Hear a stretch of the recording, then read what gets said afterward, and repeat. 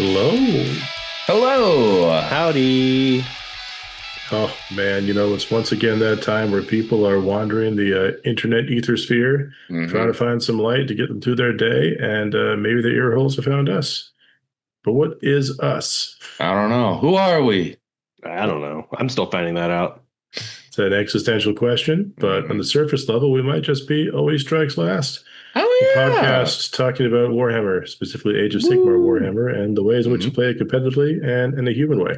Let's go. Or Reptilian Overlord, as we talked about last pod. Indeed. We Yeah. try to brush up. Love Sotek. Big fan. Guys, tonight you got myself, Jack. You have Rocco, your boy, and you have Alex Frias. Yeah. Trio. How are you guys doing? It's been a week. It's been a big week for us in Sigmar and our hobby. It has been. It's like the Christmas that comes a couple times a year, right? Where like everything has some degree of upheaval and opportunity, and everything which is old is new again. Sometimes shiny things get broken. Sometimes broken things get shiny.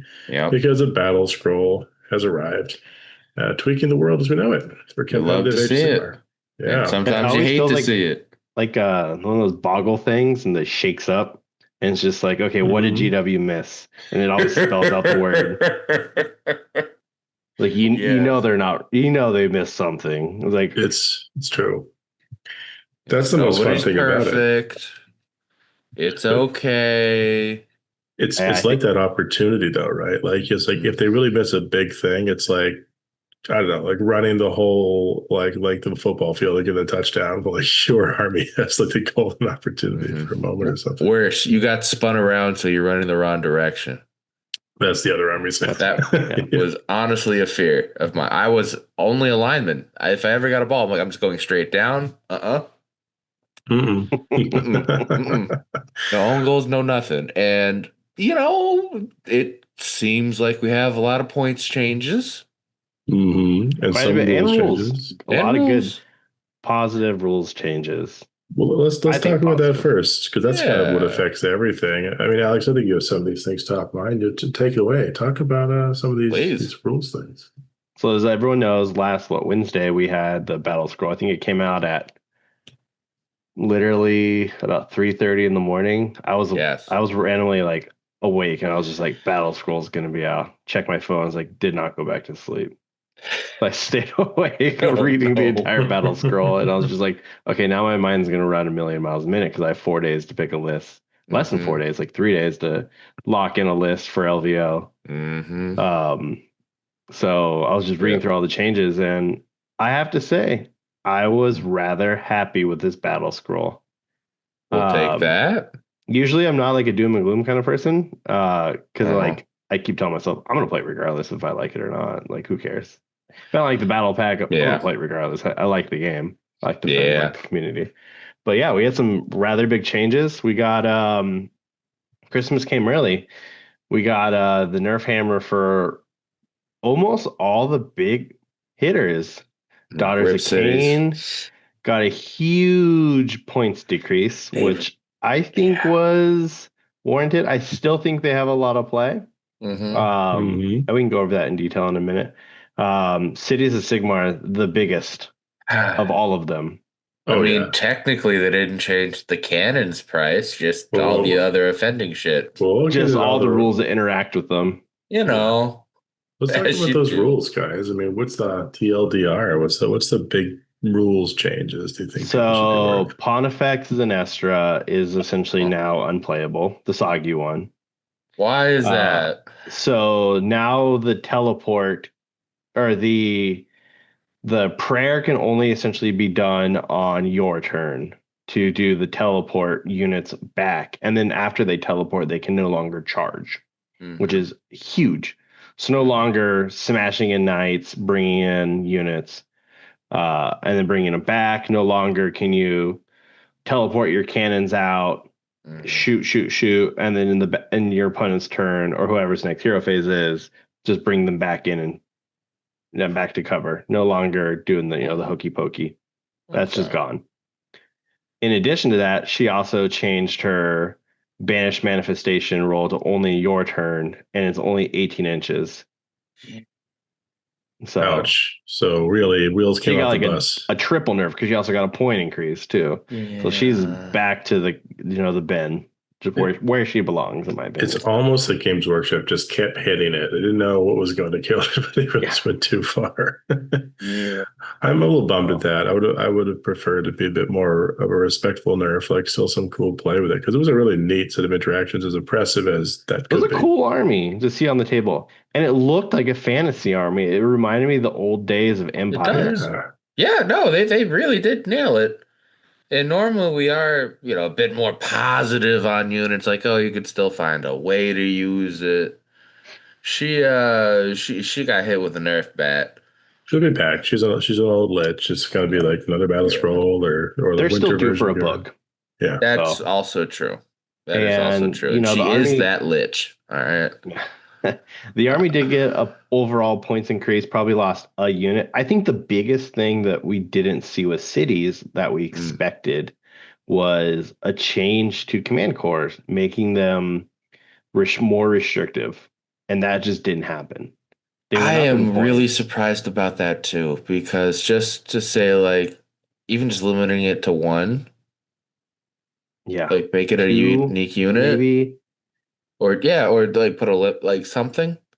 They did do something, but we'll get to that. We'll get to that for the Yeah, poor cities a little bit. I think there were yeah. a couple other rules that I thought were pretty big. One that really struck out to me wasn't so much a change to the specific war scroll, but was a change to terrain that you summon or faction terrain not being usable anymore for scouting force, which like did a whole number on people using gnaw holes or other stuff to make some of the tactics more achievable. Yeah, I'm kind of cool with that. It never really made sense to me, but it was one of those things that's like, yeah, it's in the game, it's worded that way, but I I don't I know. really appreciated them making that change. I don't know, like I really enjoy playing Skaven, but it's also very like mentally taxing because you always have to place a 5-dimensional chess into 15,000 places like they could possibly go. And those Yeah. null holes made it worse, specifically for the tactic. Hey, baby, that's the lore. They made it work, and yeah, now we got the change. Yeah, in addition to big cities changes, we had big KO changes Go too. on. Are they a So problem? I would say, I think every person I talked to was just like, okay, KO's going back into the Dark Ages for until next edition, but they gave them pretty okay changes. Okay. They cleaned up some wording on a few things. Uh-huh. The big thing was the assault boat now is Yeah. only one unit gets strike first, which is big. That's No fine. longer Brock, Mhm. and then 2 units of Balloon Boys are fights first. Like, Jesus. Who do they when think you they are? smash in. Deepkin? Fucking What's man, that's a up? whole army. Yeah, yeah. No, they were brutal. And in Yeah. I do addition like that to change. the boats changed now to where if the boat charges, they no longer get the minus to hit when they're under the boat, which Mm. was huge into Mhm. anytime you just charge in a castle, -1 to hit auras. I mean, we see it with like Neferata being really like the biggest option in Soulblight and other armies. Mhm. Mhm. It's super, super good. That makes a lot of sense. And obviously brings them back from like the crazy level down to like this is good, but it's just not going to feel too oppressive level, which is They're nice. still very playable. Which is great Um, because historically GW's had a hard time balancing this book.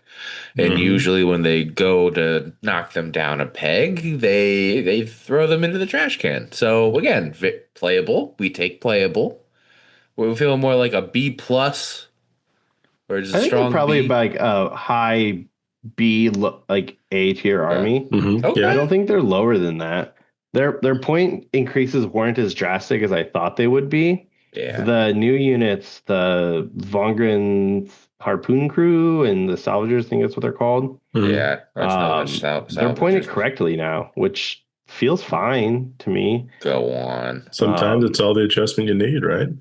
Yeah, no, I was of all the nerfs I could think of in the past couple like over oppressive armies, I think this one was probably the most balanced one they've done, to where people can still show up to the GT and expect a positive record with them if they play good and write a good list. But it's not one of those like my ceiling is 4-1 if I play perfectly and get great matchups. Yeah, because then you'd always run the big bad or have the one matchup you couldn't take. Yeah, of course. Yeah.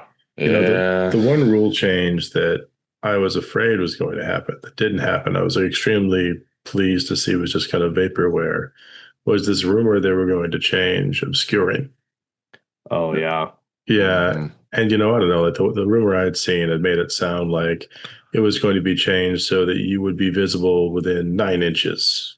Which just would take away all the protections for any kind of medium range shooting unit or even like a long range shooting units want to get close enough. But they didn't do it. So it remains a really interesting element of the whole game right now. Yeah, I don't think we had any real drastic core rule changes. A few cleanups on just like how tactics work, like you said, scouting forces, but nothing crazy, which is usually rare for our fall battle scroll. We always have the fall battle scroll be big. I mean, last one we got new battle tactics for destruction, which made them more playable. I'm trying to think what else we had, but the fall one's usually way bigger than the spring one.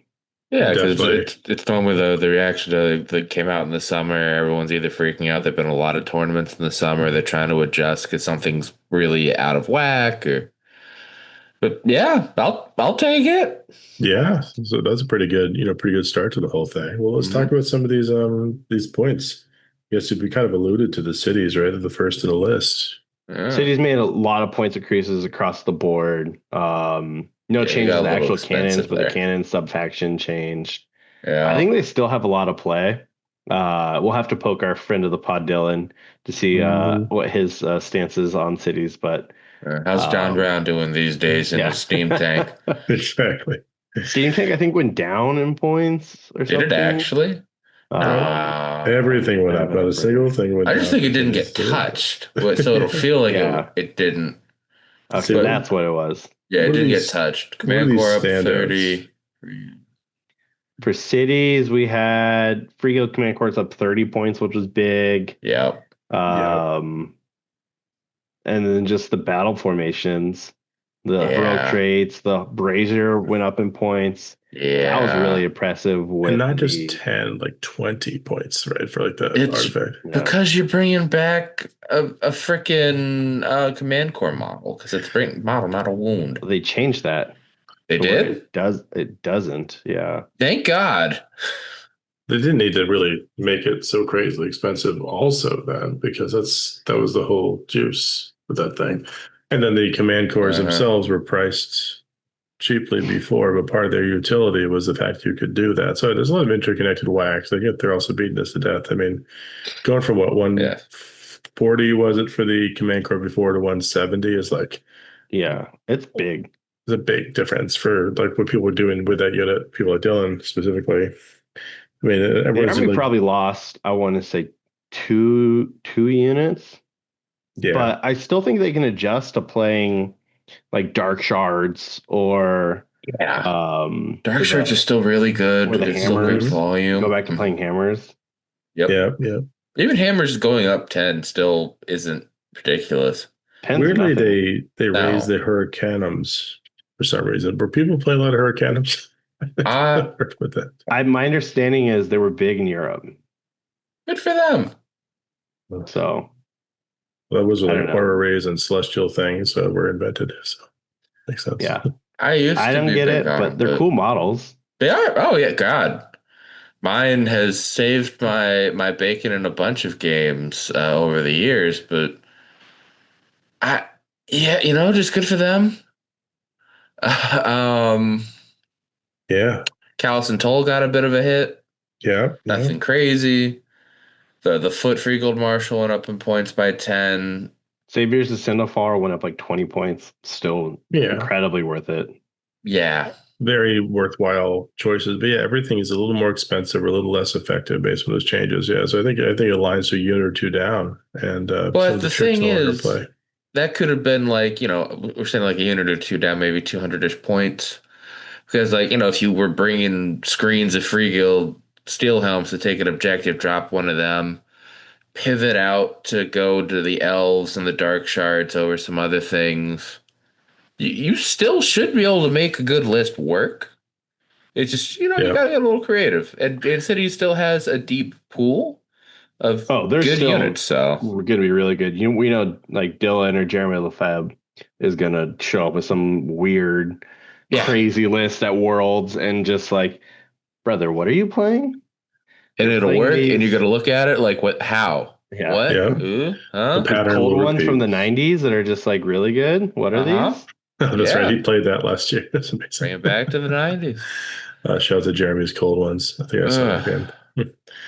Okay, well, guys, let's move on to Daughters of Khaine, another one of the more recent boogeyman where it's like, oops, a million paired seances and bladed bucklers and crone things. But now it's affected. So I'm looking at this and I'm seeing only one piece of green or couple pieces of green. The Avatar of Khaine went down 10 points. It's really cheap now, 110. The Bloodstalkers went down 10 points. And then Medusa. Yeah. But everything else that you might have been seeing, guys, went up. I mean, the Rocco, Shadow Stalkers going up because they were great to steal objectives. I think most importantly, Life Takers are no longer 80 points. Yeah. Good Lord. You could play 320 points of just like, this is all I need to play on the primary. I have 4 units of them. I'm going to have Scouting Forces and Restless, and that's all I need.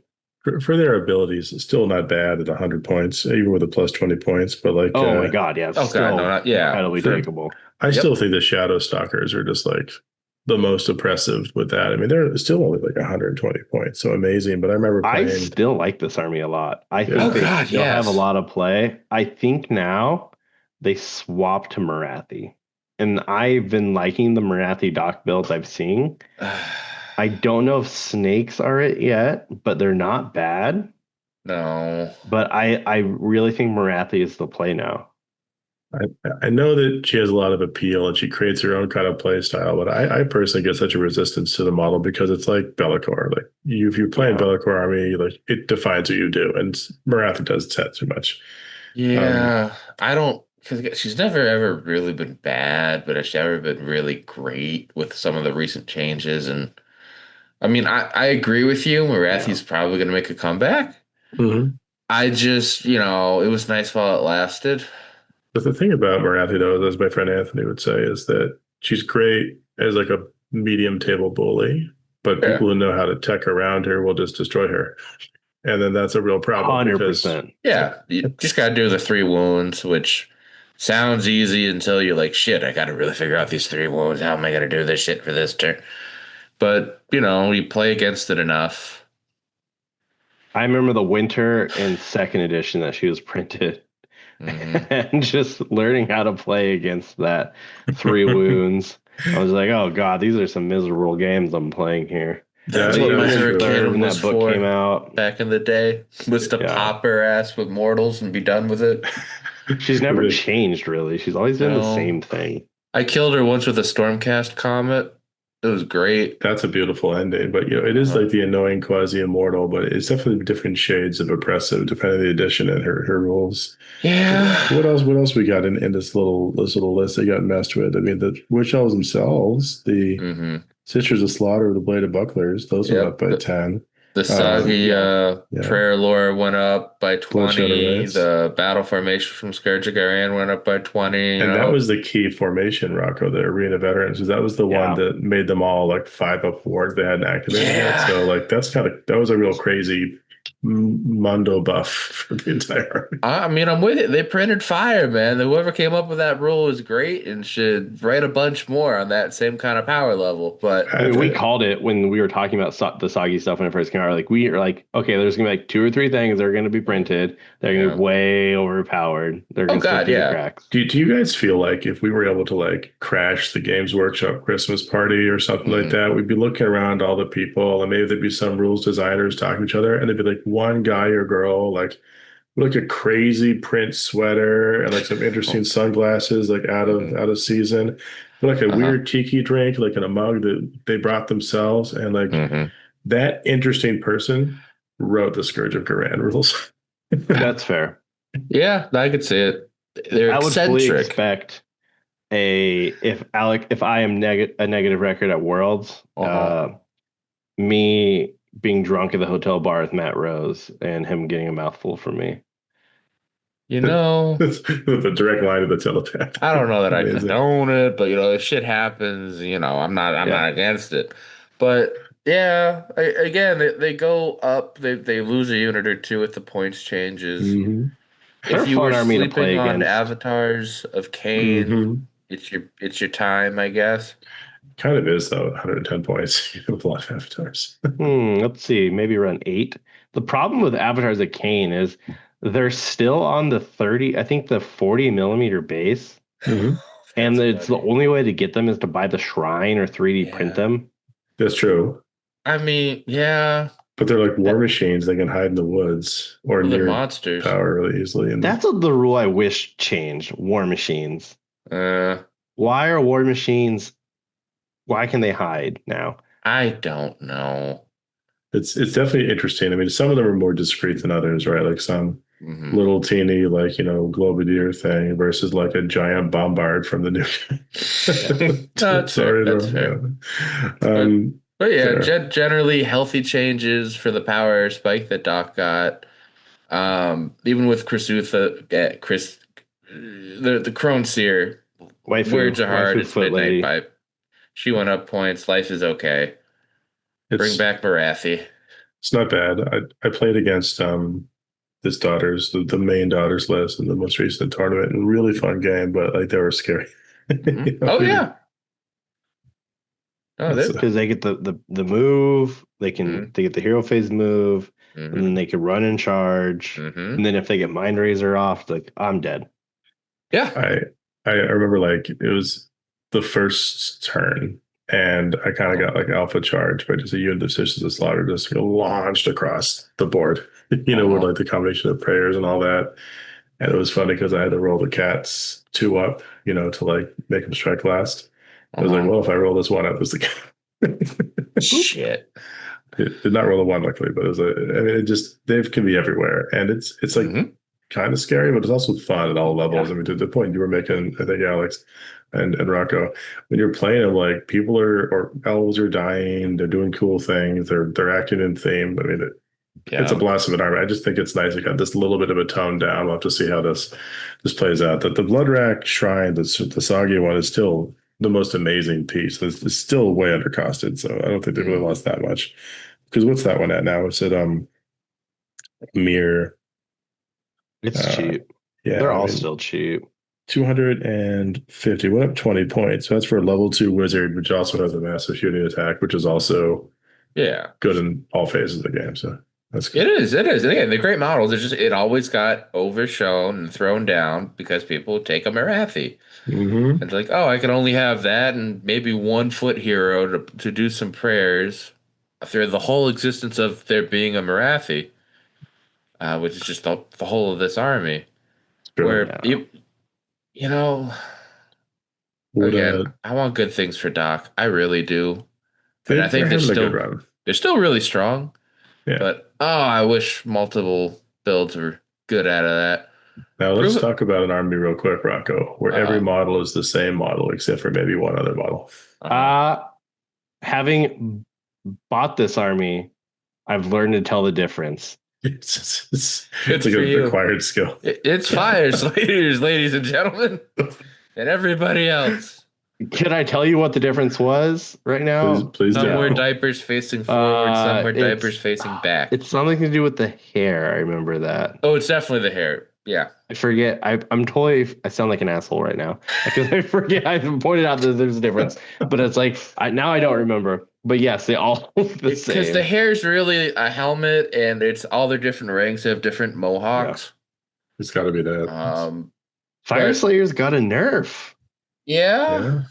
For the 4 people that play them. I know, and I feel so bad. The Rune Sun went down in points on Rune Sun on Magmadroth. The Grimhold Exile went down in points. The Soggy Rune Sun, though, went up 10. They did a big change to the prayers. Yeah. The Orruk Rune Sun on Magmadroth now. They changed his vying for glory, so now it just adds 1 to the attack characteristics for the weapons, not all the attacks. The big prayer, now the supercharge, just gives +1 attacks to the companion weapons for every 4 points of damage the target has. Okay. Instead of just adding 1,000,000 attacks. It's sad day for the Fireslayer players. That's too bad. I was just looking at the points. I hadn't quite clocked in at some of those more. I still think they have play, but I mean, you can never go wrong with mortal wounds from the poleaxes. Those berserkers went down 10 points, and Volkites all went down in points. Which if we go back to the spamming of Volkites, could be the move, could be the vibe. Flame Seekers didn't get changed, so that's nice. Love a baby Magmadroth. I own 200 Volkites, so please. Good lord! Wow. All right, that's better than Matt's 50 Bestigor joke. My God, it's all the Volkites. Okay. Getting all the lore going. You're who's keeping up the Fireslayer economy. I had a really no. So story. Oh please. First rant of the night. I was playing for a golden ticket last year. This is before I joined the Corsairs. Okay. I had a game against Fireslayers, and I was like, hey, I don't play a lot of Fireslayers. How can you explain to me a little bit, like, what's the gotcha thing? Like, do I need to worry about the things I always ask? Do I need to worry about strikes last? Do I need to worry about fights first? Can you run in charge? Those are the big things I always have to ask. And he's just like, oh, I'm kind of new playing this army too, so we're going to kind of learn it together. But to my knowledge, no. Cool. Oh. We get to a point, this is where I'm playing like the super broken Khorne list in 3rd edition. Yeah. And I was like, okay, I'm in a really good position.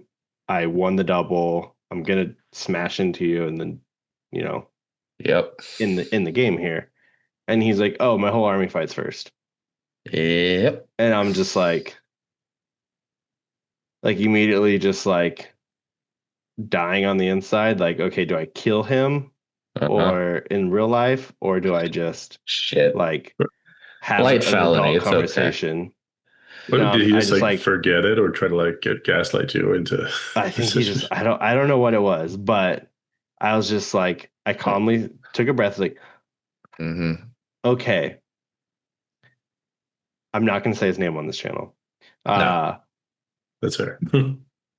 When I asked happens, you, I was like, when I asked you at the start of the game if you have any of these things, and you looked me in the eyes and you said no. Now you're telling me you do. He's like, oh, we can back it up. I'm like, no, we cannot. We are too far. We are on turn 3 of the game.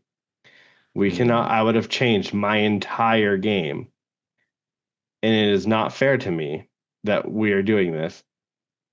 And he's just like, I apologize. And it was just like, well, if you were actually sorry, you wouldn't activate any of your fights first stuff. And he's just like, well, that's not happening. And I'm just like, okay, cool. I was like, you win, dog. I don't care.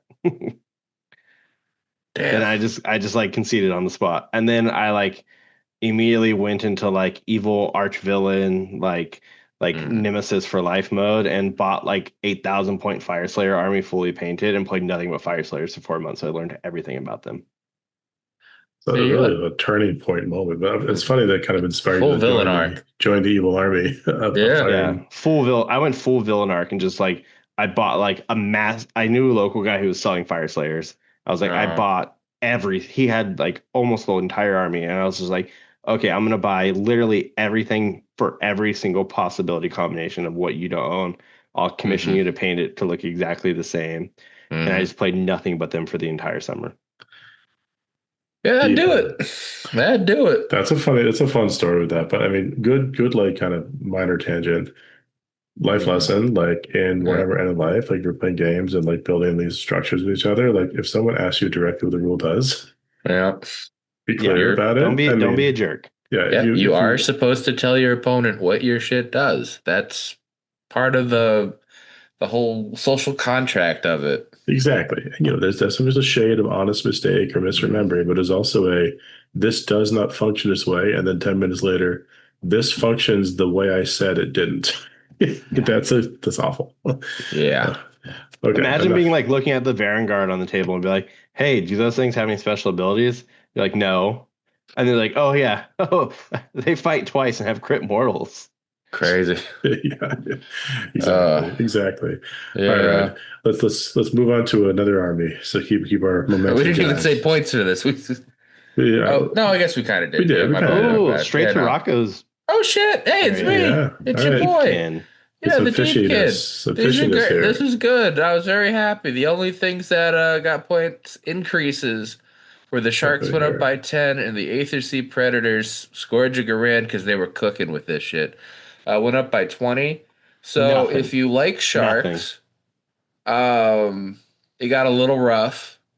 But all things considered, the Turtle went down, the Reavers went down, and historically, as for the 10 Deepkin players out there besides me, these Eidolons, the dance. They're going to probably keep going down in points.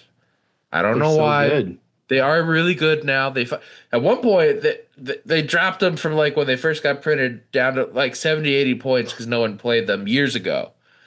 And it happens every edition now. I don't know why. They're good, but we're going to take this because if you were running Aspects of the Storm, you're doing the double Eidolon build, cool. Your build got 30 points cheaper, and that's 3 Sharks that went up 10 points in your list that you now covered.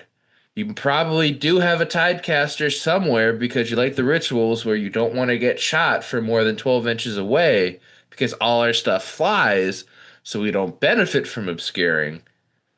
Your list got cheaper.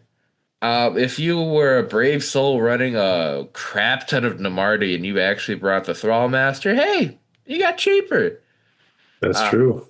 Reaver's down 10 points, man. My list that I'm currently running only has 3 Alapexes, but Shelly went down 10 points and my Aspect of the Sea went down 10 points, and all of a sudden my list was saved. So life is good. Were you running Aether Sea Predators or something else? I was not. So that's the one they knocked, yeah. Was running Killian Beastmasters. Nice. So the heat got off of that because I was so worried that was going to get a points bump. But our other Shark friends running the bring back the Necromancer Shark, bring back a Shark that's died around the table edge there. They took one for the team. I'm real happy. Yeah, not too bad. So like a kind of a light touch on the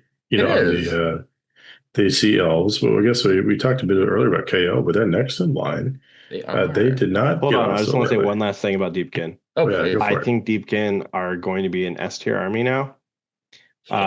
And they're fully on my radar for testing to play at Worlds.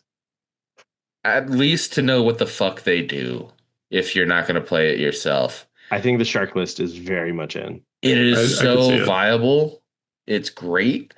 And the thing to keep up with for if you're going against Deepkin players too is instead of one big chart for our Tides table, we got 2 separate ones that you could flip-flop through. It's easy to know. But again, be aware of it so you don't get caught out of the crap that a Deepkin player can do, because we can get really squirrely with our shit now. Yeah, or something fishy. Yeah, so even fishy. There you go. You're all right, fair on that. I think those are good thoughts. And yeah, Sharks are here, man. They still scary. A couple of points isn't going to change that. No, and they can power protect through their shooting and their really good combat. I bought 4 this week. Oh, they're great. Yeah, I think I own 5 or 6. And Mathalia are a lovely force multiplier for companion attacks, giving out an extra 1 to 3 units that are in range of her. Didn't get changed. So an army too that got like a lot of love in their book that I didn't expect. Those new characters where they were like, oh, they got 2 characters, but they added such a dimension to the army that both icons are really good too. That she's they're really good with Ilya. Yeah. It's It's like a sculpt consciousness that it flips pronouns. But again, it's a really good book. Our shit got cheaper. Life is good. And sharks do more than Morsar Guard, and one shark should do more than a pack of 3 Morsar. They're the same points. Fuck yeah. Ishlayan didn't get touched. I'm happy as hell. So shots, man. It's like the utility plus the fightiness plus the recursion plus the movement. Yeah. I'm a fan. Okay, so we know the fear of the subject sharks. of sharks, should we get a bigger boat and go to KO? I think we should. Good transition, smooth transition. Hey, I'm not mad he made the joke. I'm mad he made it before me. All right. We're going to be punny here. That's part of our gig. But I watched Jaws 50 the other night. It holds up. That's hilarious. Love it. Guys, there's not a single green on this list. So obviously some things happened. But let me just rattle down some of the points changes we can talk about. Please. First one, that old Endermaster Engine Harness, a whopping 30-point increase. The Gun Hauler, 20-point increase. The Sky Wardens, 10-point increase. And all these Von Grimm variants, were a 20-point increase each. On top of all that, the Scourge of Garan Grunstock Gun Hauler went up 30 points. So 140 to 130, pretty significant. And then, of course, the faction terrain is now costly. It's 20 points rather than free. The Artifact of Power with the Bamboozling Flak Gun went up, and the Expeditionary Force is up by 10. So everything up.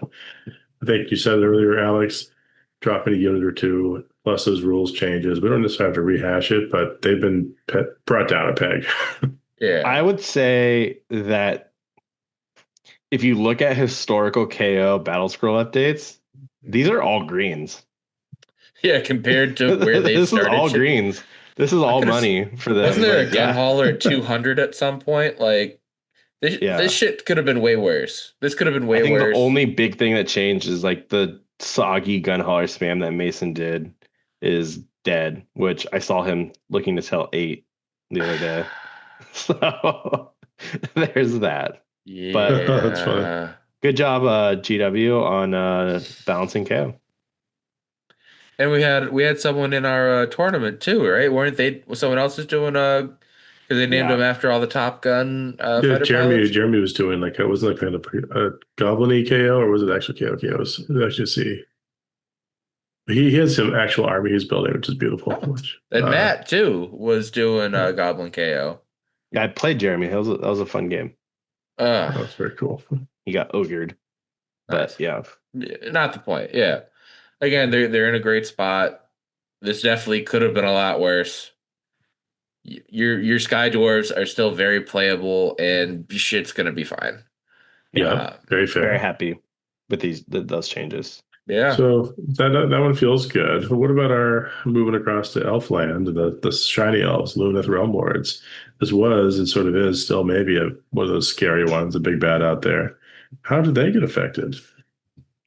I think mixed arms. I think a lot of people thought the double Blade Lord hero army, where they get the ward saves and have the 4-up unrendable. All their army is playable again, but that army, the characters kind of got pointed. It seems fine. Yeah, I think so too. Like, I mean, it's a mix of green and reds, right? But if you think about the core pieces of that, the Blade Lord's only went up 10 points. So if you're going to take the 20, that's a 40-point increase. That's not exactly crippling. I would still take the Scourge of Gyran and Light of Eltharion as well, too. Oh, they take him, too. He's always in there. Yeah, same. I would say even if he went up 20 points, that's fine. Yeah, he's still worth his weight in gold at 270, just as much as he ever was at 250. But they chipped at everything. Severith went up 10 points. The Cenari Cathlar went up 20 points. Elani and Elathor went up 10 points. Let's see. There. They this is going to be one of those armies I'm really going to look towards when they get a new book, because I don't know if you two feel this way. I don't think there's a bad war scroll in their book right now. Oh, I agree. I completely agree. What are they going to give them that they don't already have, or what can they change? It's a fair point because everything in there has some of it's been toned down for previous oppressive levels, but it's all very effective and has a role.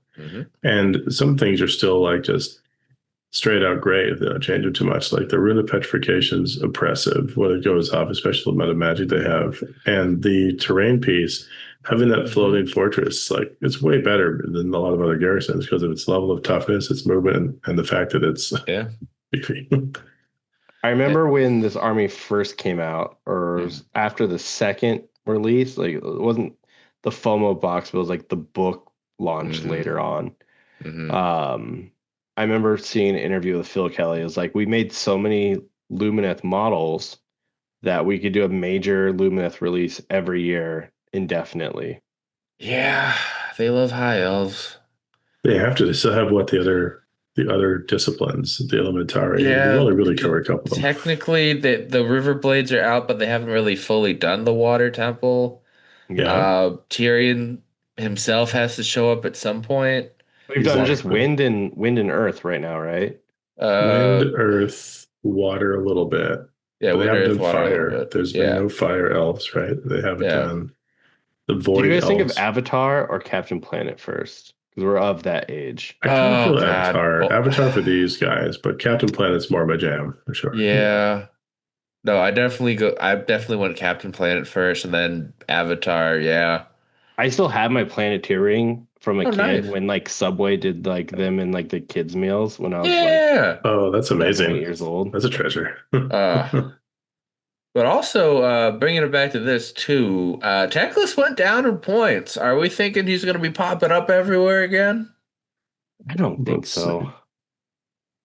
Yeah, not by a lot, right? He went down by 20 points. So he's 5. The big thing here that jumps out to me is 220 point Dawn Riders. Yeah.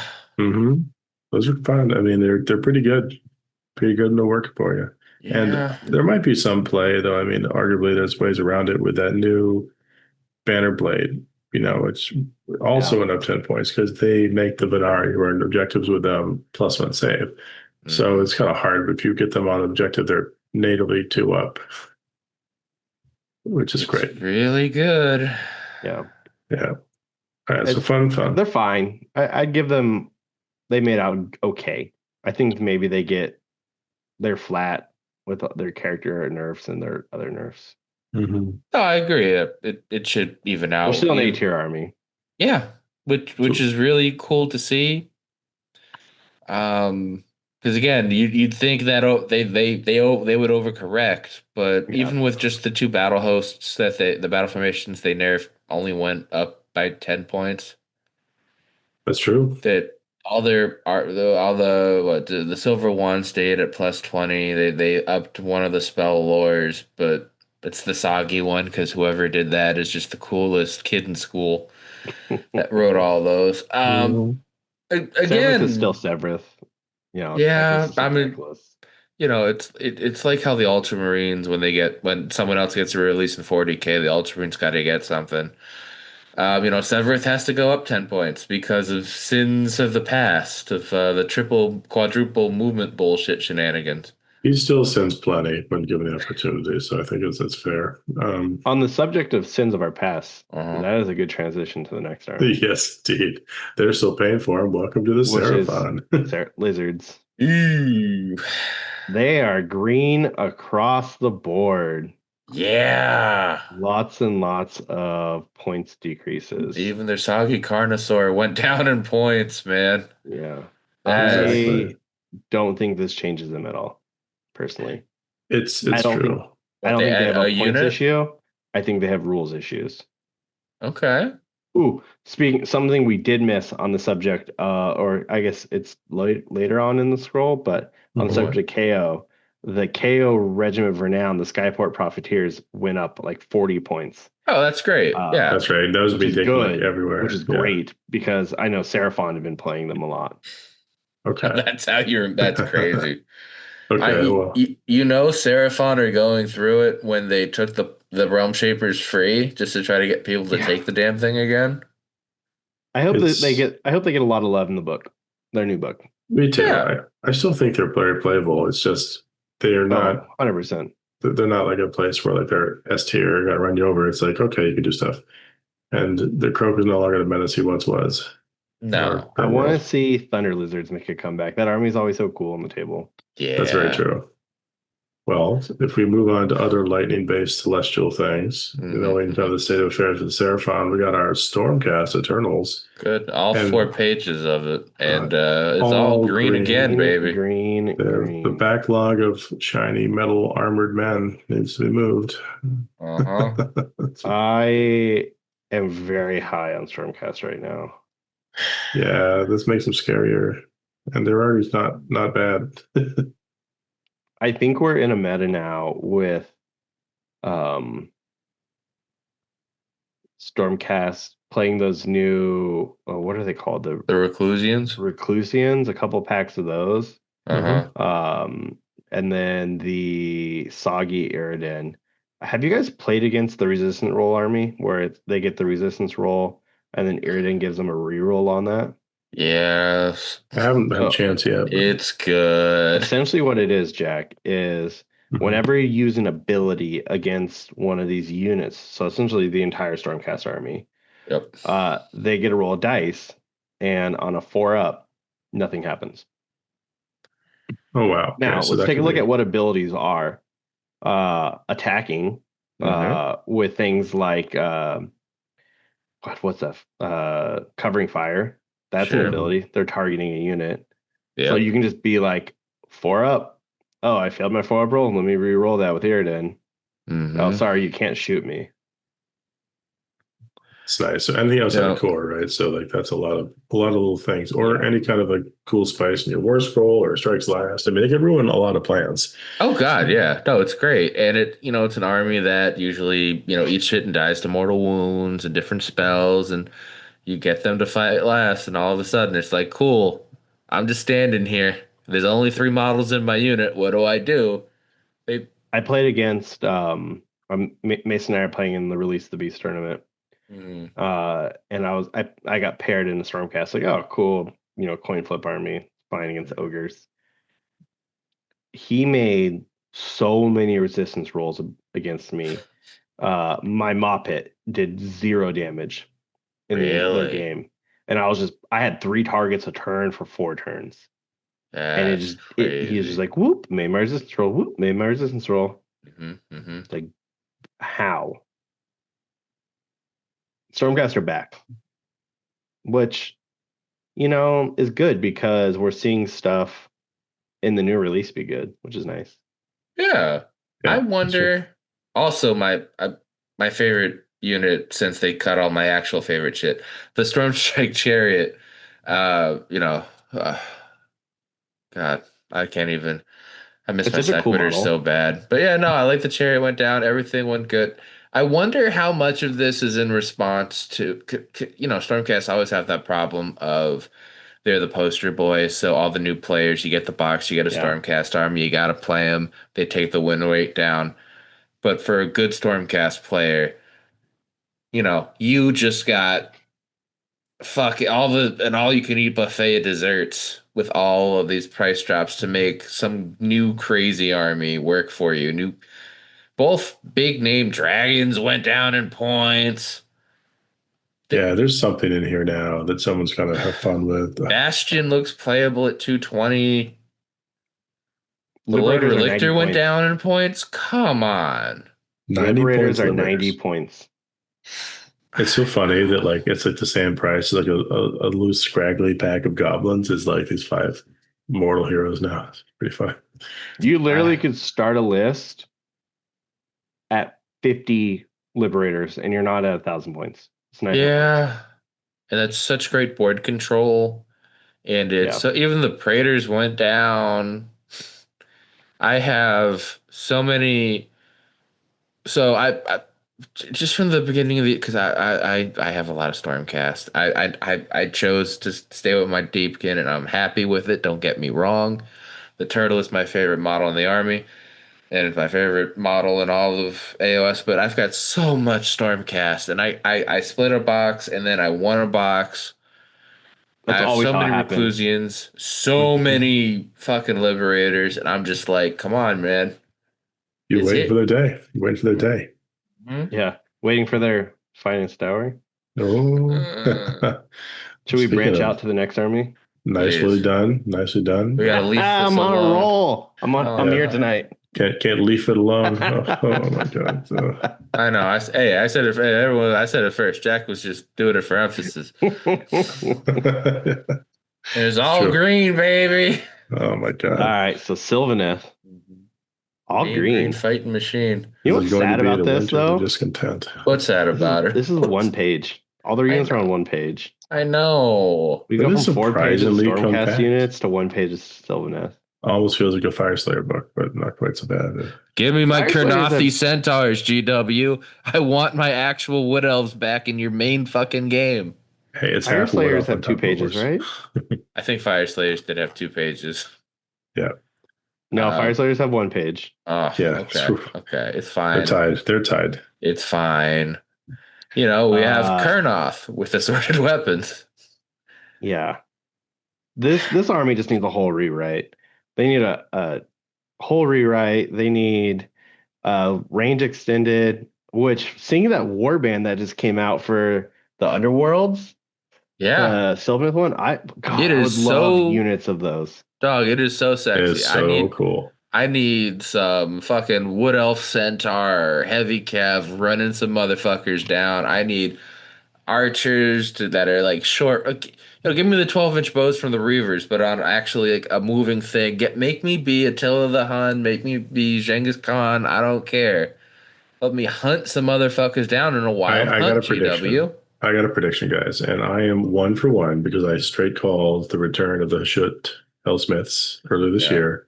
That's true. They are probably going to release some. I'll say beginning of the summer next year, or maybe they have like another preview announcement to then release like around this time next year.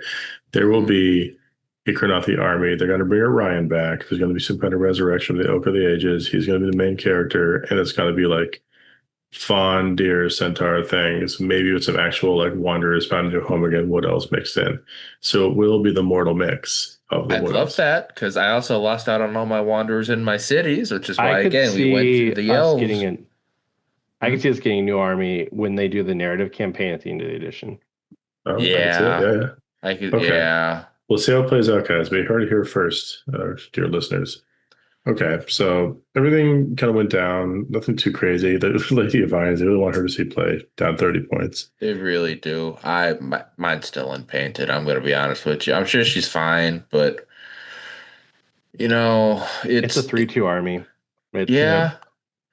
And you can get some good matchups if you're going Kurnoth heavy. You can still do a bunch of good, nice impact hits and mortal wounds and shit. But Again, when it works, it really works. Tree Revs teleporting around at 90 points. That's 10 wounds on a. It's still nice. It's the Shadow Stalkers from before.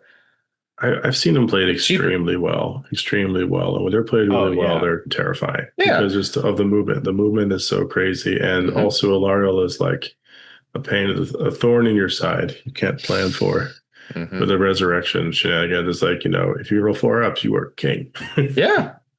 And the Scourge of Gyran Revenant Seekers, they didn't get touched, which is great because, again, they're still really good. Very scary. And, not bad. Okay, so Sylvaneth kind of dodged it. No big nerf bat. In fact, they got a little buff. They got good buffs. Yeah. Again, people kind of stopped taking Spirits of Durthu to do other shit. They're still good. They could see more overall play. Yeah. Tree Lords. I don't think this army gets another unit. I think they're going to play differently with their points. Yeah, I think that's right.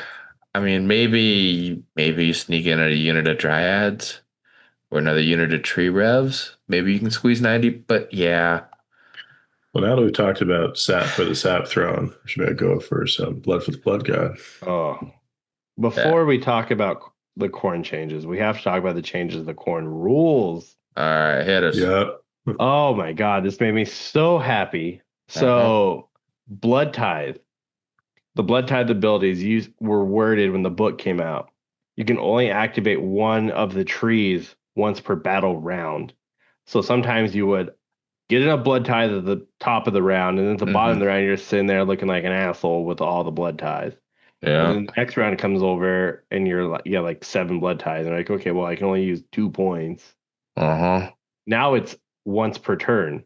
So you can unlock on your turn and your opponent's turn. Okay. So it's way easier to get down in the tree to get to things like Punish the Pacifist, which can just chip units away real fast. Yeah. So I dig huge. Khorne is back, baby. Also, the most represented army at LVO this week. Really? Yeah. Is it really like the majority? Nice. Because the lists are in, right? I gotta go read 115 through. players, and I think there are 11 Khorne players. Oh, nice. Wow. That's great. And again, mostly green here. Not a lot of Khorne's red, but they took out a couple heroes. You can now fit the extra Thirster in for the Army of Renown. Thank God. Which is awesome. That was so stupid. Yeah, no, this army it's back. It got really big rules. I have some really good lists that I'm looking to try out. Good. I'm really high on Khorne now. Good. That's fair. Okay, so Khorne looking pretty good. You guys have anything more you want to observe on? Should we move on to they're back. They have lots of play. I think we need to do a whole episode on the book because I think it's now.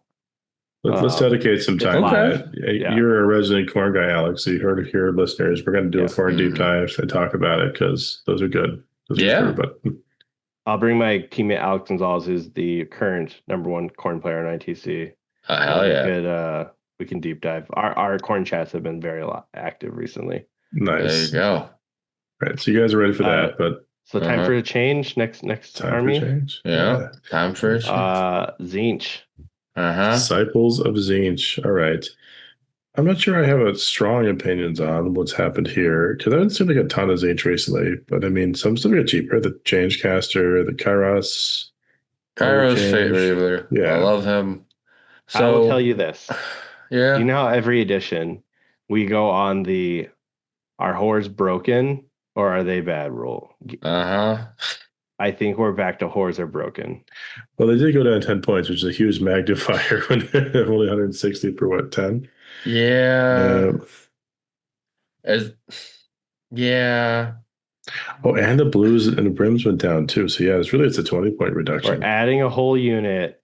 Like Jade Obelisks, fine. They were dirt cheap. Oh, God, yeah, they were too cheap. No one wanted to play them. No. I mean, they're cool models, but no. Yep. Just no. It's Underworlds. You don't want to commit to an Underworlds warband these days because you don't know if it's going to stay around or not. Flamers went down. Whores went down. Kairos went down. Lord of Change went down. Yeah. We are back. This is an army I am testing heavily right now for Worlds. Nice. You said that about every army, Alex. You're testing all the armies. There are 4 armies currently on my list right now. It's Khorne, Tzeentch, Ogres? OBR, no, Ogres. We'll get to the Ogres. Okay. And Fireslayers. Okay. Interesting. Okay. I mean, like. And Deepkin. Sorry, not Fireslayers. Deepkin. Really? Oh, yeah. Shit. Okay. He bought the 4 sharks. He's ready. Yeah, he wasn't joking. But the other thing too, because I was watching The Honest Wargamer, and he brought up a point about how little Tzeentch is in the meta currently. And again, these changes are really healthy to make this army fucking strong again. I don't want to be playing against 80 horrors again, but I'll be the person playing 80 horrors. That's why you need a chess clock. Because if you're going to be that guy, not that Alex would be, but you, dear listener, where you pick up the horror individually and then rummage through a bag of horrors to pick one out and put it down and burn 2 hours in my combat phase because I attacked your shit and you're like, well, hold on, don't do that. That does seem kind of oppressive. They have some really cool soggy rules that never really got explored. Like the mutating blade, you can put on the Lord of Change with the sword to give him 2d6 attacks instead of 5 base attacks. Which is really like imagine if you spike like an 11 with that. You're hitting on 3s, Rin 2, 4 flat damage with like 11 attacks. Like you're just cooking at that point. Yeah. It's true. It's true. And also, Weird Flame Host never got a change on to make people -1 to wound you. This army is primed for some good shit. Yes, the lore of change is 30 points. Okay, so what? We're fine. It's still pretty good. But let's power through some more of these guys just to make sure we get through them all. But Hedonites. Can you A be lot of tempted to green. Hedonites? So much green. So much green. This army is I don't see it, but I've had 4 people reach out to me this week asking me if I have Hedonites I can loan them for tournaments. It's gotta be good there, at this point, right? I think they're there. Pointed at correctly now, or pointed at to you can spam them. I know I have teammates playing them at LVO. I still think they've always been good. I just think that, they're better even now. I mean, Yeah, like they got overshadowed by other stuff that played a similar type of game. I think the Twin Souls are really good right now. Mm-hmm. At 120, I hope. With the they have the soggy battle formation to give them all +1 rend. So they're essentially the whole army is like rend 3, which is just brutal. And don't forget the base level of Euphoric, which you do crit 2 hits. So you don't even have to do the spell to do the mortals if you're already like around 2 or 3 carving through stuff. And there's a lot of attacks off the Painbringers and the Simbrash. Yeah. And Simbrash are like some of the best just sit there and take a hit units in the game because they're stupid cheap for what? 5.5 for 120. They're still 10 wounds. They give you a native -1 attack. I think they have a ward save, right? If you charge them. So it's like, hey, what's not to like?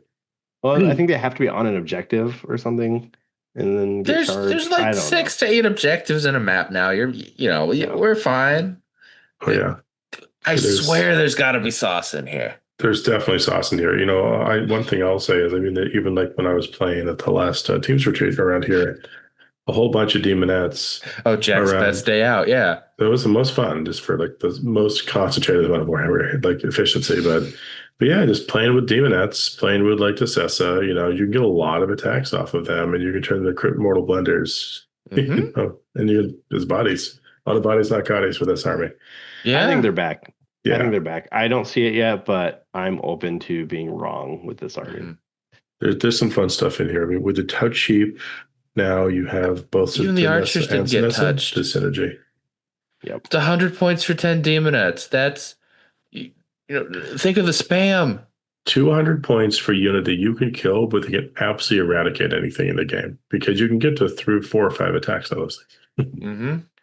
Now that our brains are rotted on all those point drops, should we fly on over to the next one? Yes, indeed. Oh, it's still a sea of green. Everything's getting cheaper a little bit here.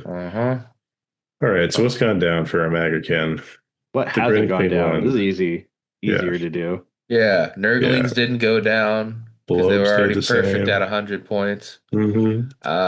Rodigus. Yeah. Yeah, no, the whole army got so much cheaper. You're probably fitting another unit of stuff. They get a unit, I think. Okay, so that's an interesting thing. They get a unit. Nothing really has gone up. Nothing substantially changed. If anything, just lets them play their core game better. Yeah. I still think they struggle on the primary in the current book.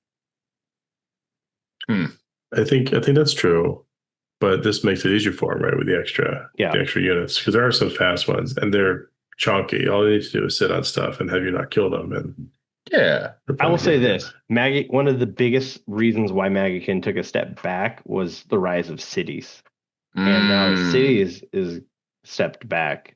We could see the rise of Maggotkin. I could see that. That new Rodigus will see some play, right? It has like expanding He's aura. Solid. Yeah. He can be okay. He's solid. Yeah. Okay. And also with the points decreases everywhere, you can feel good about taking your Wither Stave again. If you were like, maybe I try something new, it's free again, functionally with all the decreases. Well, I can't wait for their book to come out and us to get the Slimex Army of Renown, where Beasts of Nurgle are no longer beasts. That would be so nice. Oh yeah, very fun. I could see that. I have my 9 Beasts of Nurgle that I want to play with Mr. Snails. Yeah, make a monster, baby monsters maybe. Should we skitter over to some Skaven guys? You guys have more things to say? Yes. Okay, good. Mixed bag here, but all the stuff you might have expected to go up from what we're seeing around recently has, and all the things people weren't really playing. That's kind of like a please take my model kind of points decrease. But the Deathmaster went from 100 120. You know, I think we have Mason. to thank Mason for this. Yeah. Yes. He started a trend, the little bastard. 100 was too cheap. 120 is a gentlemanly and reasonable amount of points, I would say, for heroes like this. Scourge of Gren, Screaming Bell. I have never been able to kill this thing in any engagement. It's brutal. It's and you need good. To kill it. They make it so you have to kill it, or it's game changing. Like I was within a stone's breath in this awesome epic finale in the final game with John Z, you know, playing like his bell, and the thing makes itself a knot-hole. It can move with the sort of enemy movement phase move. It can summon all the stuff around it, and you can't just kill it. It's also level 2 wizard that can skitter leap itself. I mean, it's really good. Yeah. Brood chairs. Oh, sorry, you go.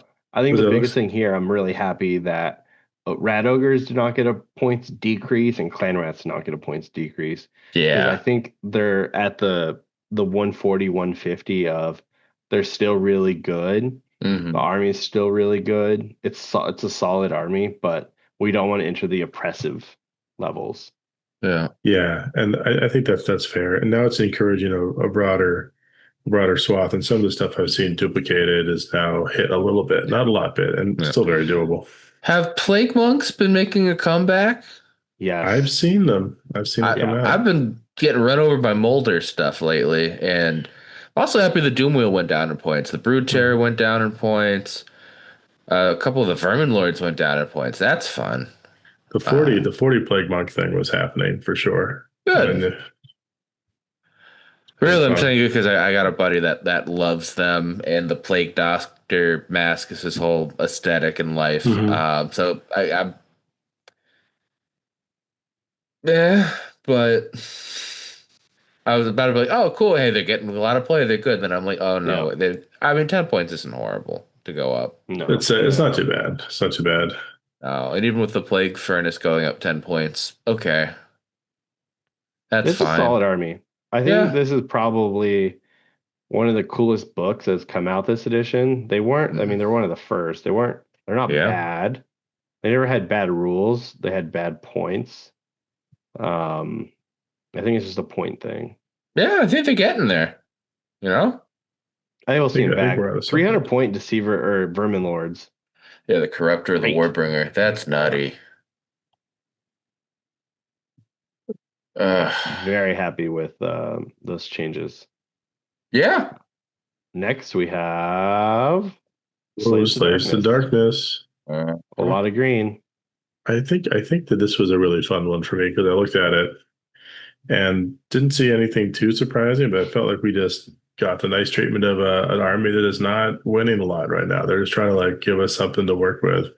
And my entire army that I was just playing in the GT went down in points. So that's great. I mean, the only points increases are the Chariot that used to be 70 points is now 90, which too cheap. Yeah, everyone knows it's too cheap. Yeah, and then the Exalted Hero went from 80 to 90, and then everything else is just little bits of that. Gutter Brand goes down 10 points. Even makes him even more efficient for the stuff he does. You got to be so happy, Jack. Oh, absolutely. Like literally, I got back the 10 points from the Scourge of Gron, Spirit They Were Chosen.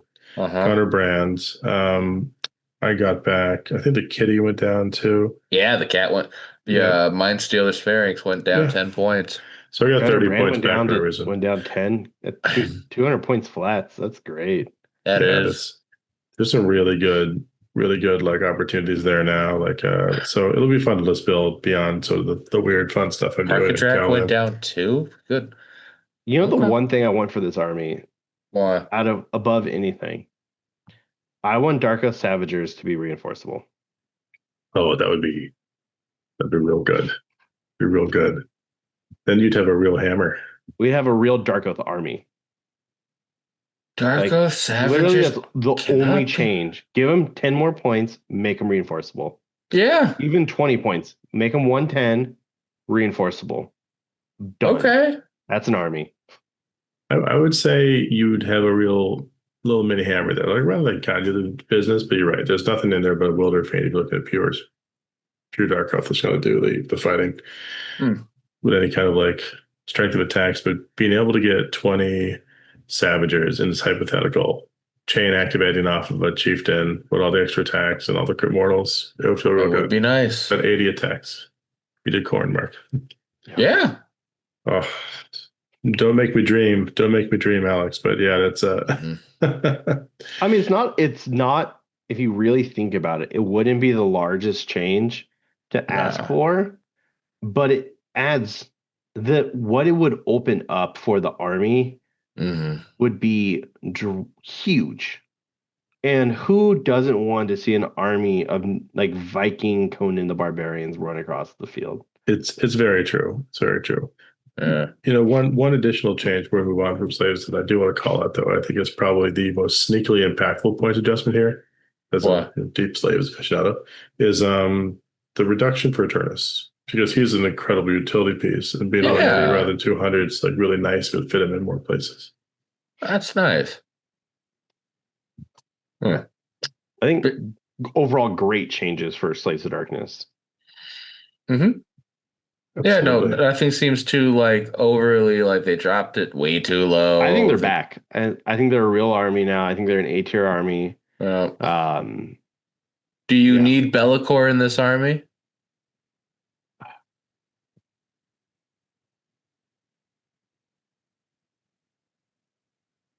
Yes. I was thinking, no, you don't. You don't need Be'lakor at all. I mean, Jack, you're a unicorn. I don't know. I've been on my adventure, right? Like where I've just gone farther and farther away from the Slaves of Darkness meta. I just play like my oddball slaves list. And it works. And you know, I recently got a good result with it too. So, you know, yeah. Here's what I will tell you. That's fair. The points deductions on these are big for Legion of the First Prince. That is true. That army needed like 30, 40 more points, and they got it. Oh, you know, you're right. But they didn't actually reduce any of the Legion's demon units. It did give it with the Centurion and Eternus. That's the 30 points you need. Centurion and Eternus, yeah. I mean, there's a lot of play here. If you want to play around the edges, if you're not going just Chosen and you're not going just like Fair and Guard, there's a lot of opportunities opened up, and you can find a way, right? Legion of the First Prince is fun. You said, Rocco, you know, even playing, you know, my recent result with like the GT we had, playing oddball Cow Myrmidons and going 5-0 with that, it can be done. You know, you just gotta like find a way. Mover and a shaker there. Oh, it's just cowbell. Is Archeon playable at 810 points? I have a teammate of mine who's been playing Archeon, and he's been having a lot of fun. Okay. He's been playing like Archeon 10 Knights, Scarbrand, and like and 2 chariots or 1 chariot, I think. I mean, it's definitely doable, but I feel like I just wish he was doing more for those points, right? Yeah. Probably saves his back like a lot, and like the model transport must be so much easier. God, seriously. But you know, so those 2 chariots made that work. Because that's the utility, right, Alex? Let them play the primary. Yeah, and now they're up 40 points, but Archeon went down 30. I think it's almost flat. His list might still be good. I don't like Knights though. I think Knights are a trap. I think their ceiling is incredibly high. But I think their median is just so low. Yeah, that's fair. That's fair. It's pretty fair. But I was gonna change it. No. Listen, before I go crazy, Jack, go ahead. I was gonna say we're about halfway through the scrolls. How are we all feeling? Is this a part 2 for our dear listeners, or should we forge it? I think we push it. We're almost done. Yeah, we could push it. You know, we don't want to get too delusional here, but you know. Exactly. All right, good. The energy's strong. All right, into Flesh Eater Courts, guys. Yes, what are we seeing here? Anything too wild to jump out at you? Appropriate changes. Yeah. This army came out, it was undercosted. Yeah. To all my Flesh Eater Courts people in the Discord I run for them too. Yeah, they all knew it was coming. I think this army is still top meta army. Yeah. I think they changed some things around. I'm really high on Crypt Flares. Yeah, I'm really I don't high think on Morbegs. Gorman needed that much of a nerf. I don't think it was worth taking to begin with. Yeah. Because it was one specific build but again, why do we care? What was it? The faction train going up only 10 points. I think we lucked out. Because again, all the shit you can do to someone coming in, being set up or teleported or from deep strike to give them extra movement to do crazy shit. This army's still really good. Help Morbegs didn't even get touched. Beast Flayers only went up 10. Crypt Guard only went up 20. I think the big thing here, Morbeg Knights didn't change. I think the Aberrant Ghoul King on Zombie Dragon, I think he's good.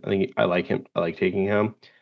I'm not a big fan of the deep strike, big monsters, and is constantly spam with monsters. I think you want to play more 5-turn army, board control. Oh, I agree. Mash units in, they die, they come back, they come around. Yep. I'm really high on this army. Yeah. Also the High Falconer. I played against it recently. He's cool. He is. He is. Fun little model. Ushoran stayed at 450. Still usable. Yeah. Again, the army, you had to know it was coming. Yeah. If you play the army. So this next one, I was really excited about. Oh, go on. Remember how we did that episode talking about big changes with new books? I was like, oh my God. You can spam, Banshees, and they're really good. Banshees got a point drop. Banshees are 90 points for 4 now. God. This army got some changes. So the Soggy War Scrolls got appropriate ethereal saves to match the book, which we kind of all knew was coming. The Black Coach is no longer as a 3-up unrendable, which is good. Yeah. But Pyregeist no longer spammable. Good. But Banshees, 90-point Banshees. Yeah, they're still really good. Yeah, very good. Also, shout out to the -10 on the Guardian of Souls that no one's still taking. Yeah. It used to be such a staple of the army, and now to see where the poor bastard ability happens is. on a 3-up save now. Yeah. Or a 3-up roll. So I know what you meant. Yeah. Yeah. Yeah. But that 90-point Banshees, I think they are spammable. I think we're going to see some real lists out there where they're just like, oh, here's 1,000,000 Banshees. Have fun, buddy. I think you're right. And honestly, like Nighthaunt are just a different thing now. With those changes, they're so much thicker. 2-wood ghosties. They are. I still don't know how I feel on the math of it, but I know they got technically better with that, but I keep hearing so many people freaking out. I don't know. Yeah. I feel like they feel less bad though. I mean, just when you play against them, because they always used to be, if you didn't have the mortal wounds, it's like that feeling of the 50-50 is like you're just flipping the coin to see if all of your effort, no matter what your rules were going to work. But when it's 5-up, I don't know, the math might actually be better with 5-up, 5-ups and more wounds, but it just feels more like your big sledgehammer hit means something. Yeah, no, I agree. Because I think it was they just came out with such gas before, and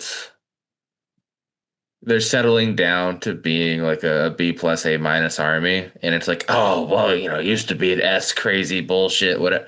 But this is still a good army. This is still a good book. Oh yeah, far from anything wrong with it. I think there's a lot of play there. I'm happy about it. I think after Worlds, I'm gonna start playing Nighthaunt for a while. Okay. So fair. And It'll be a fun Olander one. feels good at 300 points. Yep. Yeah, no, it all the just next one. please. Do it, On to guys. death. Ossiarch Bone Reapers. Huh? Boy, howdy, did this get me perked up. Yeah, strapped All on the things old. came up Millhouse with this. It really did. It really did. It's green, green, green, green, green, green, green. Uh-huh. It's, oh my God, I cannot be more excited about this. I mean, it makes Yeah. sense. So how Both many the points horse did you characters get went back? down. Mhm. Great. I've never been a big fan of the named character. I know a lot of people like him. But For the other one, Xanthos? yeah. Yeah. People are like, oh, you can give your horses +1 attack, your archive +1 attack. It's like, well, I can just take 5 more horses and I get more attacks that way. Yeah. I'm adding Yeah. 15 attacks as opposed to 10 attacks. I think it's because he was so good when this army first dropped years ago. Yeah. That they just kept that thought in their mind, and it's like shading it like, oh, look, Santa. I really like the 160 point Leech Cavalos because he can be if you're not playing Catacross, he can be the mobile order thing you need. Also, his 160 millimeter base, which is pretty thick, can be the you could put the -2 charge 12-inch charge aura on that thing and just kind of throw it out in the middle of the board, and that's a big pie plate. Yeah. That's his base is what, 3.5 inches, so that's 15 inches essentially of -2 to charge, and that's pretty spicy. Yeah, it's really good. It makes a difference sometimes, that's for sure. Your Mortis going down to 170. Even the Gothisar Harvester getting a buff, man. That's crazy. The Soggy Bone Shaper is now just 100 flat. Huge. Yeah. The Soggy Mortex are only 110, so yeah. Legion. This made me pivot from ogres to Bone Reapers. So I don't blame I locked in. I was really happy about the 170 Mortis. 340 points for, 6 Mortis. There's with Catacross, they're on a 2-up save. You can get them to a 1-up unrendable. Like, you're just sitting there tanking shit all day. Yeah. I played a game with these point drops. I got to add a whole nother unit to my tournament list. That's fucking crazy. Which was great. So now I can play spread maps easier because that's the hardest thing for OBR. Yeah. Also, the Tyrannic cohort got a point drop, so you can now officially justify taking them at 140. They're not bad, so you can help out with tactics and play board maps better. But there's a lot of good here. Great there's changes a lot of good all around. Huge. I'm a huge happy. And like a lot of the things that were good about this are great against OBR got nerfed into the ground. Doc, really good against them. City shooting was really good against them. KO shooting. KO. They were pretty good against KO because they could essentially everything can hide in steering and sit there with the 12-inch aura. But the thing was like against City shooting was good, but Cities would also charge you a 20 Knights. That's fair. So it's like, oh, do you want to die to the shooting or die to the Knights? You pick your poison, bud. Okay, that's fair. So the sun is shining once again in the Bone Empire. I'm curious as to how that goes because you have 18, right? So 18 going into that list on LBO? Mortis? Mortis, yeah. I have 9. Okay, 9. Okay, it's not a madman, Jack. Not too crazy. Still pretty good. I did have to physically go out to the store and buy more Mortis and build them and paint them for this weekend. That's pretty awesome. How do you feel about the Stalkers? How are they doing these days? The Necropolis Stalkers. Good. I think they have good rules. At 140, they're dirt cheap. I know I see a lot of people wanting to spam them. I think they're all right. Okay. Now you value the durability of the Immortus card better. The 4-up save, they have more attacks. The thing that the Immortus are 2 damage too. Yeah. And if you issue the order for anti-charge, you can essentially sit there and tank things, and you're gonna be ridden 2 damage. So it's gonna be 3s, ridden 2 damage, which is deadly. And if you And get they'll stay alive longer and get more attacks throughout the course of a game. So put the Catacross buff on and make them 2-up, and then when their hammer flies into them, give them all defense. They're sitting there on a 1-up, 5-up. Yeah. It's so easy to bring back a base if one dies. So it's like, and I have the soggy Bone Shaper on my list who gives them 9 dice rallies. Yep. Exactly. So, there you go. It's great. Okay. Yeah, the army now with these point drops. Now let's you play the Soul Mason for the double cast and the strike first. That's you play good. The Archeye.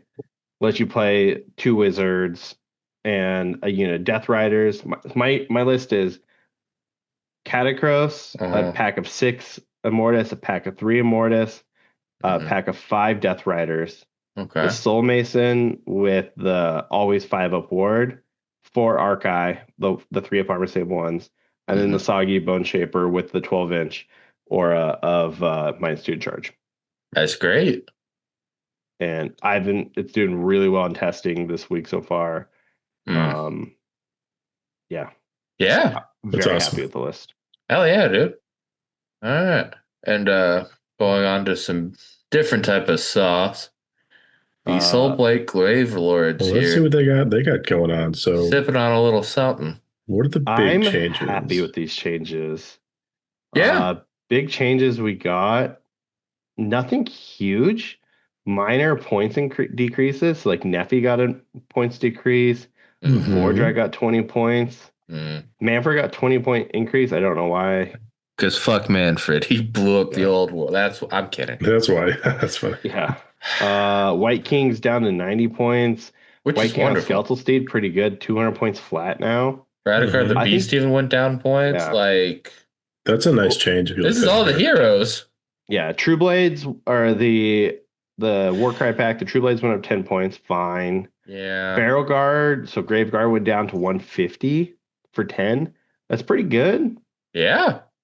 I think the big thing that really jumps off the page for me here is 90-point Death Rattle Skeletons for 10. I would agree with that. I mean, all of a sudden, like the True Horde is a little more doable if you're doing skellies rather than zombies. I don't know if you want to play True Horde, but Neferata already is huge. And with the points decreases, a lot of the armies were playing like a unit of dogs as their summonable unit as their screen. So screen out, die, and then come back somewhere. Yeah. You can now shift from that to 2 units of skeletons. And they now interact way better with Neferata's pre-game movement for 2 Death Rattle units. So a lot of those wide maps where it's 2 objectives in your deployment and then like 1 in like 3 inches outside of deployment on the either side. Now you can go dictate turn being a 2-drop and then pre-game move your Death Rattle onto that objective. So your opponent either has to come into your Castle of Death and die on turn 1, or automatically won't be able to score 10 points because they won't be able to score the more on a lot of the maps. That's pretty solid. And not relying like a good redeploy roll or something to do the same thing. It just happens. Yeah. It's great. I think that's significant. I mean, probably the single biggest points drop, not that it's going to be a game changer for anyone's plans, is the Revenant Draconith, but I'm not sure it's enough. It might be usable. It's a cool model. Yeah, it's fun. And they'd also shout out Felbat, the original flying screen for this army. That again, you could just.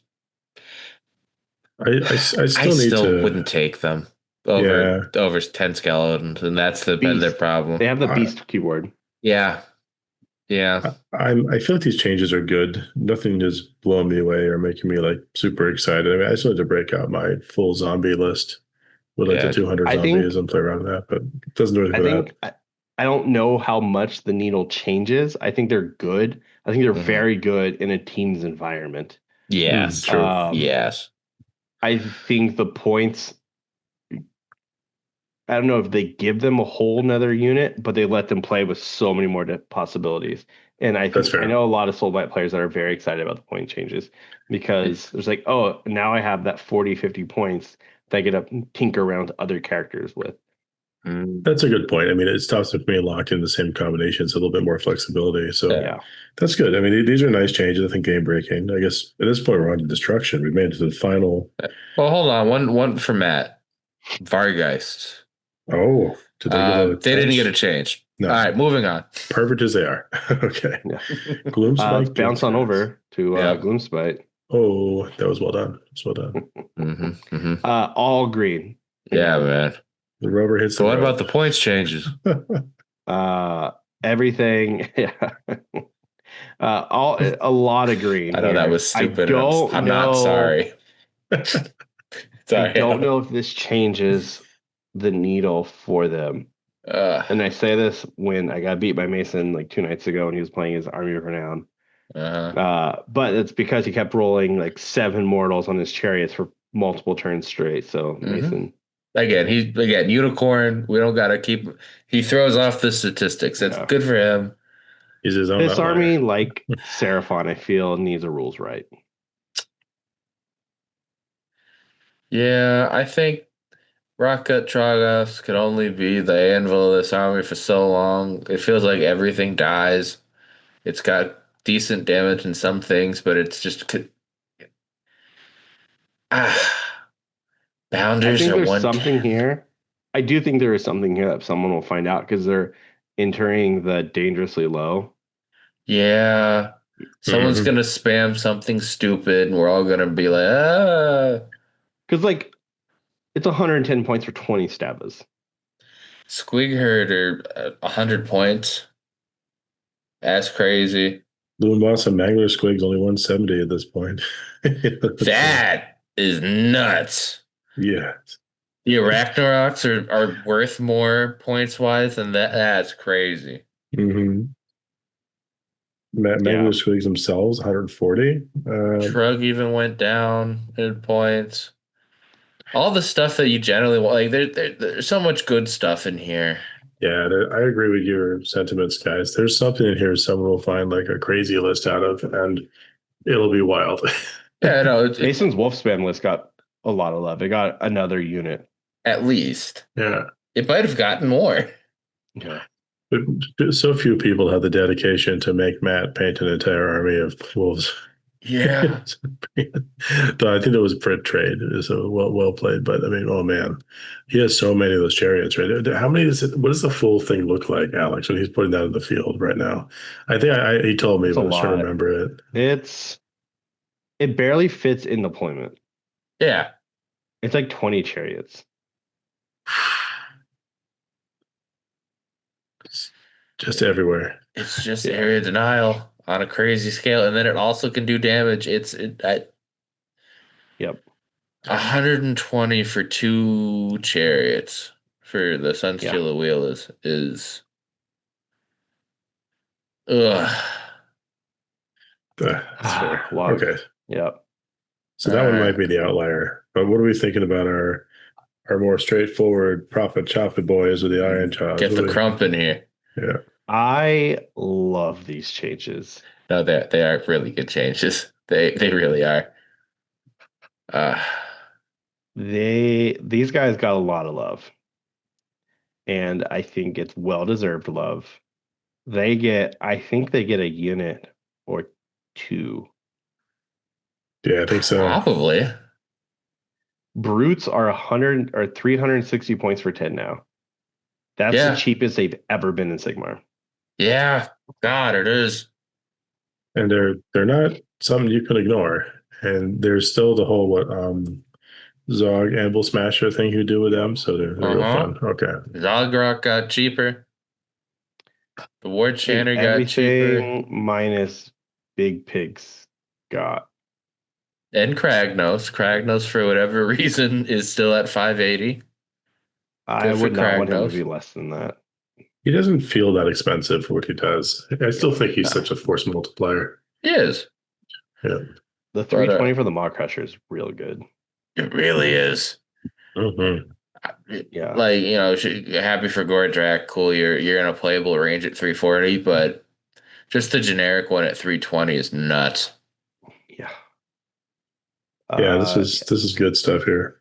I'm very happy with these Ironjawz changes. Hopefully some Ironjawz player come back because they're cool to play on the table. They're fun. The new models are awesome. Yeah. They're cool. I want to see that variety. That's true.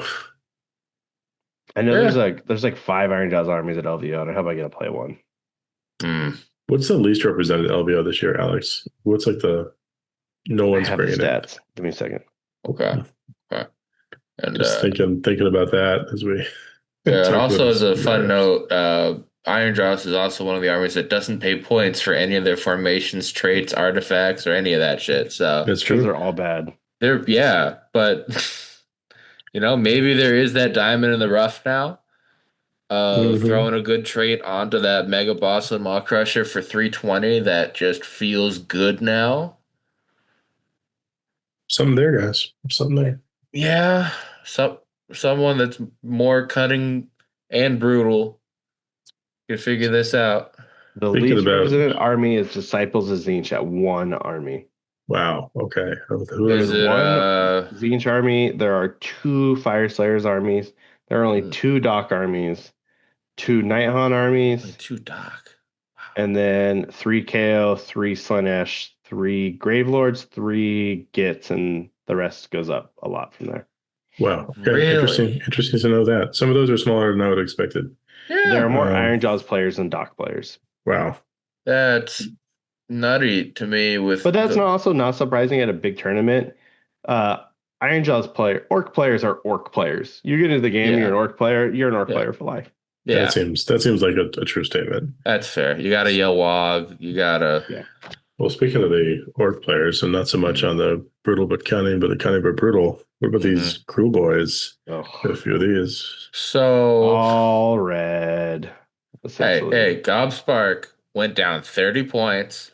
Yeah. I like these changes, and I don't like these changes. So if you look at the changes to the actual units, you're like, oh, up 10, down 10, fine. Yeah. Cool.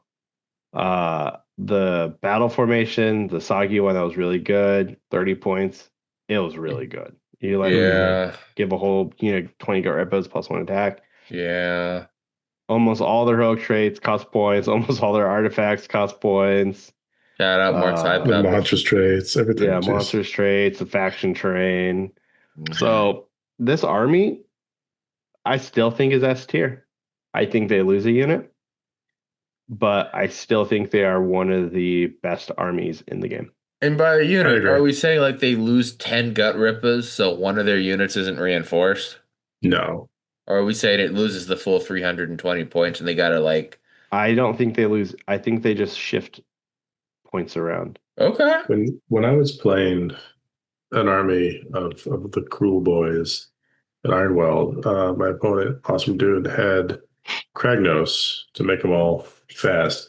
He still had room for 2 full units of reinforced, Cruel Boys. Okay. He had a couple of units of the bows. He had the shaman. He had some of the monsters. He had points to spare for all these little things. And if he didn't have Kragnos, he could have had so much more on the board. Yeah. On the subject of Ironweld, I am planning on attending this next year. Oh, you absolutely have. This is the most fun. That's great to hear.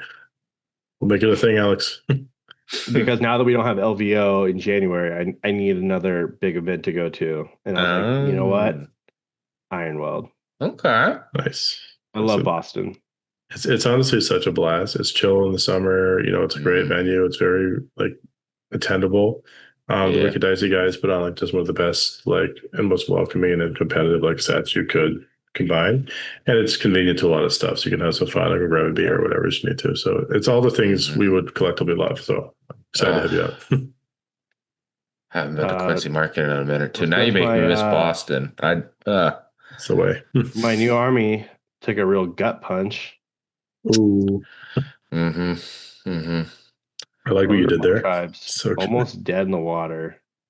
But so much of it's green. Ogres are really hard with points. But let's take a look at this unit down here. They're called Noblars. They're now the best thing in the book? You mean? The best thing in the book. Best unit in the book they're now 130. That's actually crazy. Yeah, it was unfortunate. Yeah. It's normally a meme that they're the best thing in the book, but they actually were doing really good. I think my army went up, I want to say 50 points. 2 units of Noblars or reinforcement of Noblars. No, for went 2 up units. my list went up 60 points. Because you were Iron Blasters too. You were Soggy Iron Blasters. I so ran up... well. I only ran one Iron Blaster because the rule. Oh, really? The rule only lets one unit do the extra bonuses.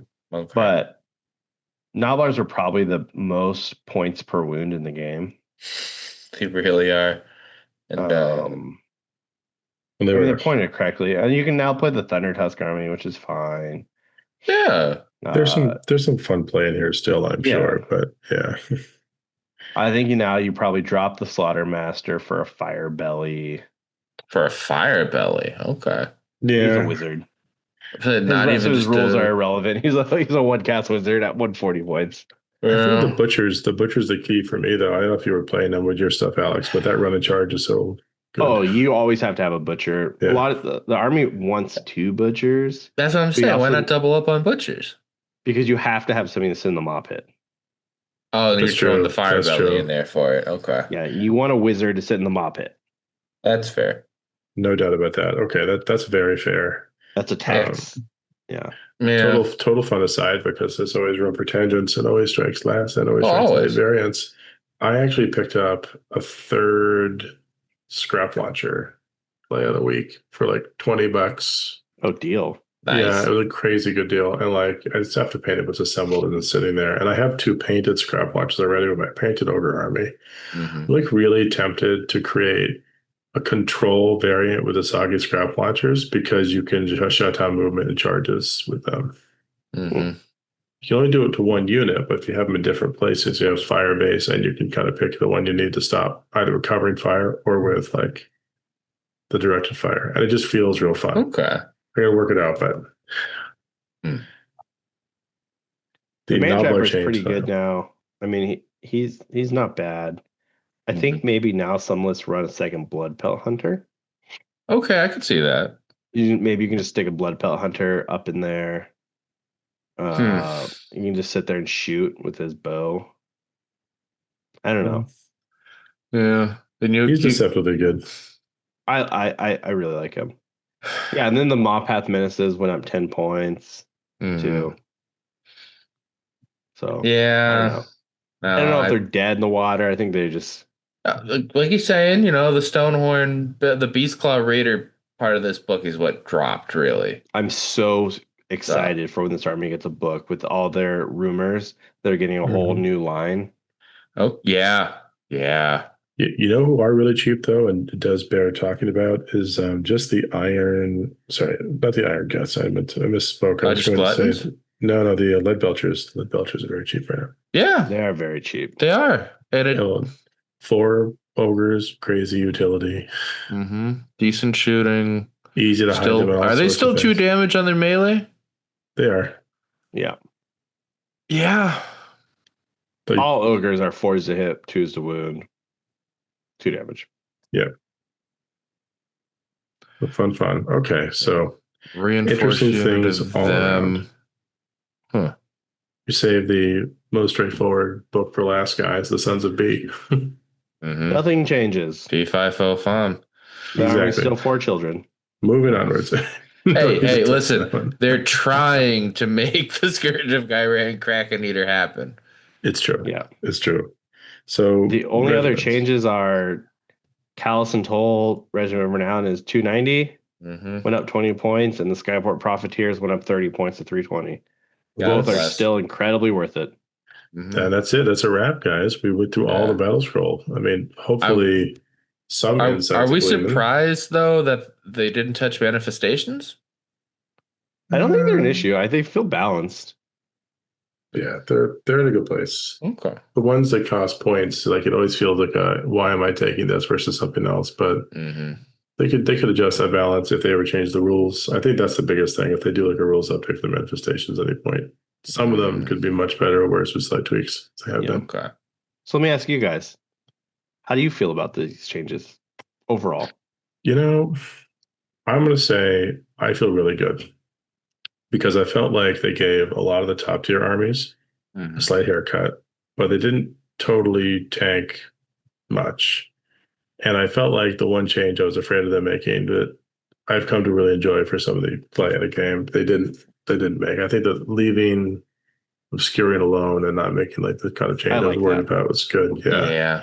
I mean, admittedly, with like my most recent army, like they really, all those like Ogre Myrmidons really needed to hide in the woods to survive. Like that's sort of like they're jungle fighters, hiding from like the whatever might get them. But there's a lot of utility and this interesting tactical play and like hugging those things and popping out or whatnot, or even making it obscuring for your opponent. So now their shooting unit like has half range or can't do things. It's fun. I'd be annoyed if that was gone or mitigated to the point that people could just kind of ignore it with their shooting unit. Yeah. And for me, I feel like even with the nerf to the Cruel Boys there, that what still, like we're saying, it still isn't that bad. They had points to spare and things to do. But overall, I feel like even for the lower tier armies that we've been talking about, there were a lot of points dropped. So like, hey, someone's going to figure out this army. Someone's going to figure out, a killer Slaanesh build that we're all going to be jumping back. Oh, yeah. Someone's going to get a crazy Gitz build going. Someone's going to go and like there's enough stuff in Soulblight, OBR, moving up. So many things. Had so many positive changes, and again, the nerfs, like the Flesh Eater Courts thing. We all saw that come, and people already adapted to that like 3 weeks ago because they knew shit was going too good. Yeah. I think overall, this is really healthy. There wasn't any crazy overcorrection. Again, Cruel Boys TBD. Because I'm staying positive. I'm still saying they had points to lose, but maybe they did overdo it. I think that's one thing we should touch on and do a whole episode on. Is for Cruel Boys you take away the monster killers, what is the army? And I think go back the subject to what it was would be before. What do armies look like without their Warcry warbands? Yes. Oh, I like that. Well, sneak preview, my poor slaves to darkness were hit 90% of them stripped away unceremoniously. But yeah, I mean, that's a good point. So many of them have a weird reliance on some of those. And they're all good. Claws of Karnak.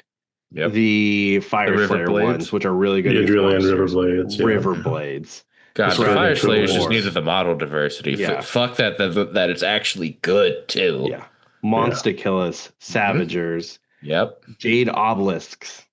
Did you say the ghoul one yet? The True Blades. Oh, God. The Etruscan. I went Roman for some reason. So many of them are just great. Even the Savagers that they left are good. Like a standout great unit. Yeah, that's yeah. Yeah. They all have it. Oh, the Khaine Shadowstalkers. Yeah, that's true. They were one too, and they're like an amazing warband. I mean, they don't get talked about as much. They got folded in as if they were always there. Yeah, and kind of like a weird guest unit. Like, why are these shadow elves who clearly should work with Malaria and hang out with Arathi? I mean, I guess they can just like pop in for lunch because they can teleport anywhere at a whim. But I digress. Yeah, that's a good idea, Alex. Let's make that an episode because I think that's something we write can that down. Write that down. Get a little fun with. But for now, though, I think we've given our dear listeners something to chew on, and we're just probably hunting for the last word. But if everyone out there you're feeling it afterwards and miss our voices, don't forget to like, subscribe. Maybe even join the Discord. Listen to Rocco's recorded version of this. Yeah, and, we'll chat with you some more there, and then again next week.